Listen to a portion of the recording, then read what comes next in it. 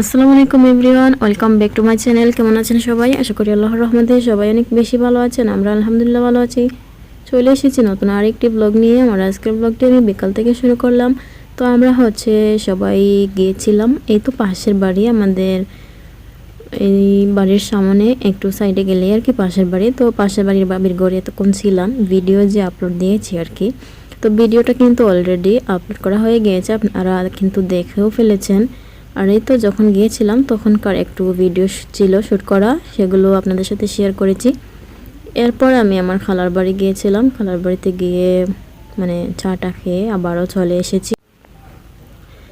তো এই তো খালার বাড়ির পুকুরে পাটা ধুই আর কি বাড়িতে গিয়েছিলাম, গিয়ে চাটা খেয়ে চলে এসেছি।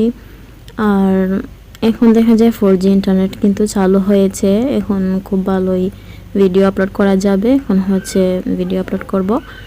আর ওয়াইফাই কিন্তু অনেক আগেই ঢুকানো হতো, আজ 15 দিন হবে মেবি। মানুষের মুখের কথারই দাম নেই বলতে গেলে।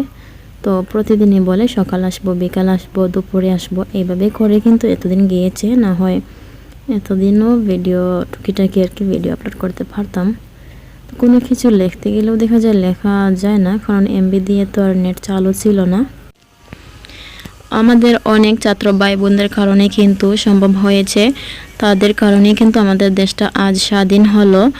আর যারা যারা শহীদ হয়েছেন, আল্লাহ যেন তাদেরকে জান্নাতুল ফেরদাউস দান করেন, আমরা সবাই দোয়া করব। আর ক্ষমতা আল্লাহ মানুষকে চিরদিন দিয়ে দিন নাই, চিরকাল থাকবে না ক্ষমতা। তো ক্ষমতায় ছিল, যার কারণে আমরা দেশের মানুষ, আমরা জনগণ অনেক নির্যাতিত, অনেক অত্যাচারিত এই সরকারের কারণে। তো এখন দেখা যায় শেষমেশ পালানোর সময় এসেছে। আর এখন নিজের ইচ্ছায় পালালো। আমাদের ছাত্র ভাই বোনদের কারণে কিন্তু সেটা সম্ভব হয়েছে। আর কিভাবে পালিয়েছে লেজ গুটিয়ে, সেটা তো পুরো বিশ্বই দেখেছে এবং জেনেছে, আমরাও দেখেছি। সে ছিল একটা খুনি, সে ক্ষমতায় থাকা অবস্থায় কিন্তু অনেক মানুষকে খুন করিয়েছে। আর যাওয়ার পরও কত মানুষকে যে গণখবর দিয়েছে, আমরা সেটা দেখেছি আর কি পালিয়ে যাওয়ার পর। তো আল্লাহ যেন তাকে কঠোর শাস্তি দেন, যদি দুনিয়াতে শাস্তি হয় আর কি, কঠোরভাবে যেন তার শাস্তি হয়, তার যেন ফাঁসি হয়, এটাই হচ্ছে আমাদের চাওয়া।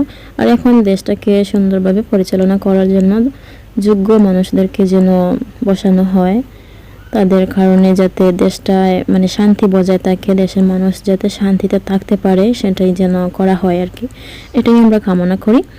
তো এখানে দেখতেই পাচ্ছেন কলমি শাক আনা হয়েছে আর মাছ কাটলাম। এরপর কলমি শাক দিয়েছিল আমার খালাতো ভাই, ও হাওড়ে যায়, তো সে নিয়ে এসেছিল অনেকগুলো কলমি শাক। আর এখানে কলমি শাক বেছে নিচ্ছিলাম, কলমি শাক ভাজি করব, সেই সাথে কলমি শাক দিয়ে একটা শুটকিও রান্না করব আমরা। আর জায়েদ বাজার থেকে মাছ নিয়ে এসেছিল, চিংড়ি মাছ। তো সেগুলো আমরা বেছে টেছে কাটাকুটি করে সেগুলো ভালো করে ধুয়ে রেখে দিয়েছি। আর এখন এই শাকগুলো বসে বসে কেটে নিয়েছিলাম। হাওড়ের তরতাজা শাক কাটতে খুবই ভালো লাগছিল। তো আপনারা সবাই কেমন আছেন? আর সবাই না টেনে ভিডিওটা স্কিপ না করে এনজয় করবেন। যদি ভালো লাগে তাহলে প্লিজ একটা লাইক দিয়ে দিবেন। আর যারা চ্যানেলে নতুন আছেন, এখনও চ্যানেলটিকে সাবস্ক্রাইব করেননি, প্লিজ করবেন। যারা অলরেডি সাবস্ক্রাইব করে নিয়েছেন তাদেরকে জানাই অসংখ্য ধন্যবাদ।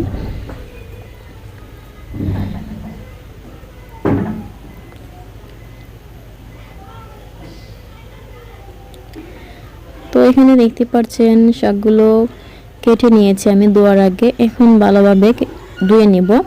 আর এখন ধুয়ে আরও কিছুক্ষণ আমি পানিতে ভিজিয়ে রেখে দিব, কারণ প্রচুর খস বের হয় এইরকম কলমি শাক থেকে। তারপর রান্না করার কিছুক্ষণ আগে আর কি পানি থেকে উঠাবো। আর খস যদি ভালোভাবে না বের হয়, পরে দেখা যায় রান্না করলে শাক ভাজি কালো কালো হয়ে যায়। শুটকির জন্য এখানে নিয়েছি কলমি শাক, এগুলো ভালোভাবে ধুয়ে নিয়েছিলাম, সাথে আমরা আলু দিয়েছি কেটে একটু ছোট করে।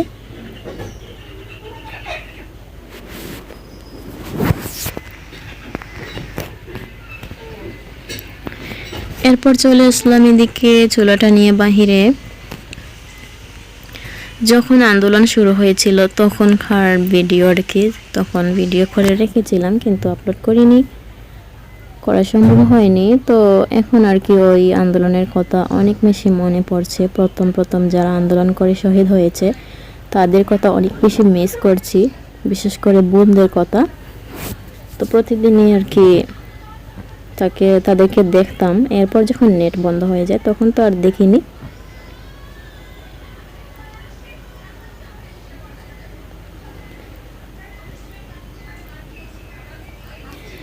অনেক বোনরা কিন্তু অত্যাচারিত হয়েছে, মানে অনেক মারধর করেছে আর কি। যারা জীবন দিয়েছে তাদেরকে অনেক বেশি মিস করছে। আল্লাহ যেন তাদেরকে শহীদের মর্যাদা দান করেন। তো এই তো ওই রান্নাগুলো করলে দেখা যায় ওই সমস্ত আন্দোলনের কথাই আমার মনে পড়ে।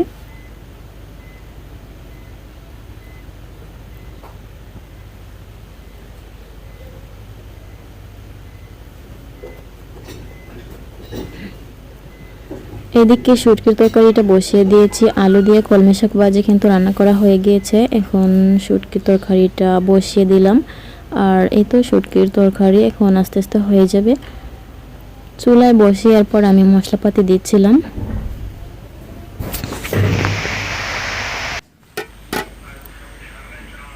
এরপর একদম শেষে দিয়ে দিচ্ছি পানি। তো এই ভিডিওটা হচ্ছে আমার আরেকটা ফোনে ছিল, আর ওই দিন কেন জানি মানে ওই ফোনটা একটু গরম হচ্ছিল, যার জন্য এই তো এখন যে ফোন দিয়ে আর কি ভিডিওটা শেয়ার করব ওই ফোন দিয়েই রেকর্ড করেছিলাম। তো এখন যাই হোক ভালোই হয়েছে, যদি ওই ফোন দিয়ে করতাম এই ভিডিওটা আর পেতামই না। এরপর দিয়ে দিয়েছি এখানে পুঁটি মাছের শুটকি, আর এখানে দেওয়া হয়েছিল চিংড়ি মাছ।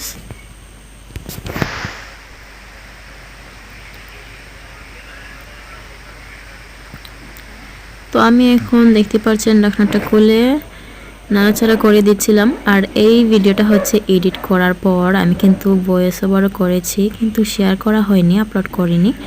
তো এখন দেখা যায় ওই যে ফোনে হচ্ছে মানে ভিডিওটা এডিট করে ভয়েস ওভার দিয়েছিলাম ওই ফোনটা আর কি নষ্ট হয়ে গিয়েছে। তো এখন যাই হোক ভাগ্যিস এই ফোনেই এই ভিডিওগুলো ছিল, তাই এগুলো আবার নতুন করে এডিট করে আপনাদের সাথে শেয়ার করছি।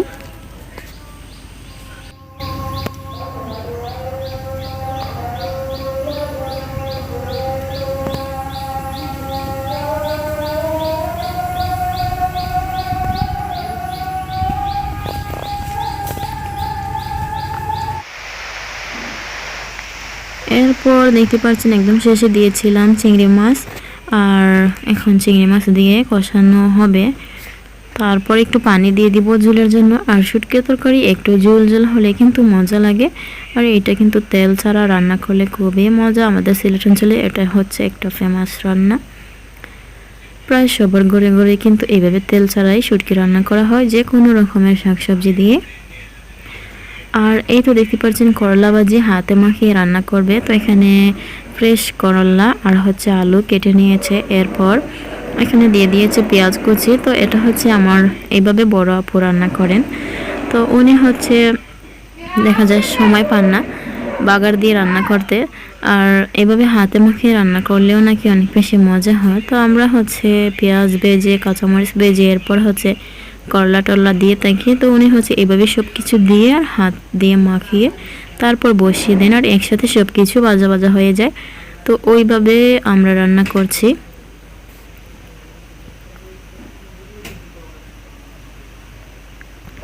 আর করলা ভাজি হচ্ছে এখন আমাদের ঘরে আস্তে আস্তে সবাই মানে খেতে পছন্দ করেন। আগে দেখা যেত জায়দ মসজিদ ওরা খেত না, এখন দেখা যায় একটু তিতাও কম লাগে, ওদের কাছেও ভালো লাগে, আলু দিলে আর কি ওদের কাছে ভালো লাগে। তো রেডি হয়ে গিয়েছে আমাদের করলা ভাজি, এখন বসিয়ে দিলাম। কিছুক্ষণ পর ঢাকনা তুলে একটু নাড়া দিয়ে দিচ্ছি। আর এই তো আস্তে আস্তে পোড়া পোড়া করে এই ভাজিটা রান্না করলে গরম গরম ভাতের সাথে কিন্তু মজা লাগে। যারা করলা খেতে পছন্দ করে না এরকম একটু পোড়া পোড়া করেই রান্না করবেন, দেখবেন একদমই তিতা লাগবে না, খেতে খুবই ভালো লাগবে। আর এই দিকে দেখতে পাচ্ছেন প্রথম যে আনা হয়েছিল ছোট মাছ, সেখান থেকে কিছু মাছ নিয়েছি। এগুলো রান্না করতে হবে সাতকরা খোসা দিয়ে। তো এখানে কিন্তু মানে এত রান্না দেখে আবার বলবেন না একদিনে রান্না করে নিচ্ছি, এটা 2 দিনের রান্না। শুটকি শিরা আর শাক ভাজি রান্না করেছিলাম একদিন, আর এই তো ছোটো মাছ আর করলা ভাজি হচ্ছে আরেকদিন রান্না করেছি। বেশি করে রসুন দিয়ে দিলাম। ছোটো মাছে নাকি বেশি রসুন দিলে একটু বেশি গ্রান হয়, আমার আম্মু বলেন, তো আমার আম্মুর রেসিপিতে রান্না করছি।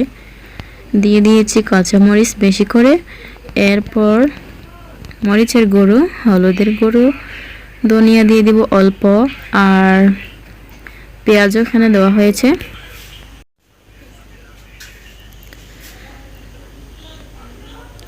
তো সব কিছু দিয়ে আমি হাতে মাখিয়ে কিন্তু এই তরকারিটা রান্না করব।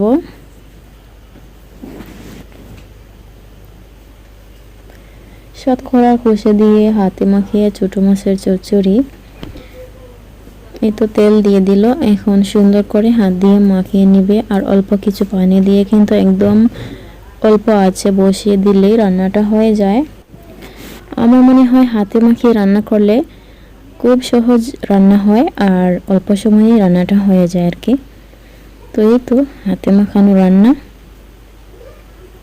মরিচের কালারটা একটু কালো কালো হওয়ার কারণে তরকারির কালার কিন্তু কালো হয়ে যায়, তো ব্যাপার না, আমরা যেহেতু মানে জেনে শুনেই আর কি মরিচগুলো এরকম হয়েছে, তাই কিছু করার নেই।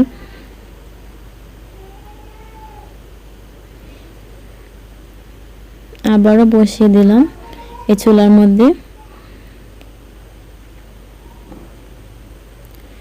এই তো ঢাকনা তুলে আমি নাড়া দিয়ে দিচ্ছি।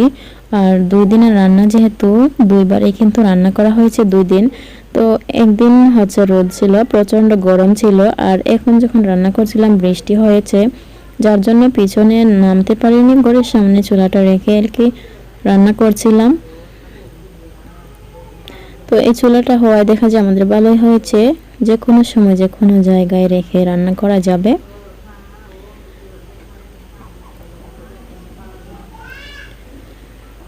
এখন আবারও নাড়াচাড়া করে একদম চড়চড়ি করে নিব। পানিটা কিন্তু শুকিয়ে গিয়েছে, আর একটু শুকিয়ে গেলে নামানো হয়ে যাবে। তারপর দিয়ে দিল এখানে ধনিয়া পাতা কুচি।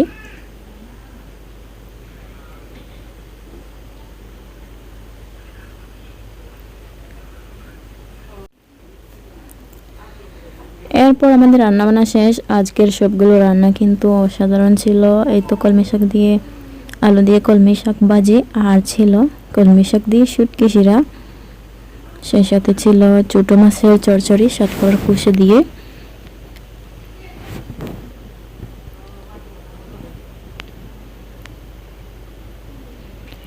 এই ছোটো মাছ এভাবে রান্না করলে অনেক বেশি মজা হয়। তো এখন আমাদের ঘরের সবাই কিন্তু মজা মজা করে খেয়ে নিয়েছিলেন। আর এই তো সবাই এখন খেতে বসে পড়েছে, আমি একটু ভিডিও করছি, সাথে কাঁচামরিচ নিয়ে খাচ্ছিল। এই ছিল আমার আজকের ভিডিও, আশা করি ভালো লেগেছে। কেমন লাগলো কমেন্ট করে জানাবেন। সবাই ভালো থাকবেন, সুস্থ থাকবেন যে যেখানে আছেন, আর আমাদের জন্য দোয়া করবেন। এখানে আল্লাহ হাফেজ, আসসালামু আলাইকুম।